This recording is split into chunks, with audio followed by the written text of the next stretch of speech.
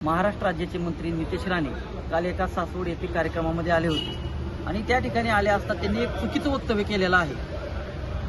भारत देशातील आपलं एक राज्य केरळ राज्य, त्या राज्याला मिनी पाकिस्तान म्हणण्याचा उल्लेख नितेश राणे यांनी केलेला आहे आणि त्या ठिकाणी राहुल गांधी आणि प्रियंका गांधी लोकसभेला निवडून येतात, त्यांना अतिरेकी निवडून देतात असा सुद्धा उल्लेख केलेला आहे।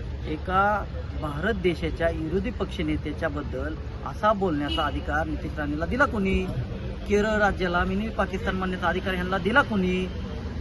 आम्ही आज पुणे शहरचे पोलीस आयुक्त अमितेश कुमार साहेब यांना भेटून नितेश राणेंनी केलेल्या चुकीच्या वक्तव्याबद्दल निवेदन महाराष्ट्र प्रदेश युवक काँग्रेसच्या वतीने दिले आणि मी महाराष्ट्र राज्याचे मुख्यमंत्री देवेंद्र फडणवीस यांना सुद्धा या प्रसारमाध्यमांच्या माध्यमातून मी त्यांना एक सवाल करतो की तुमच्या मंत्रिमंडळातला एक मंत्री आहे, आता या मंत्र्यावरती आपण गुन्हा दाखल करून त्यांचा राजीनामा घेणार का नाही हे सुद्धा महाराष्ट्रातली जनता पाहणार आहे।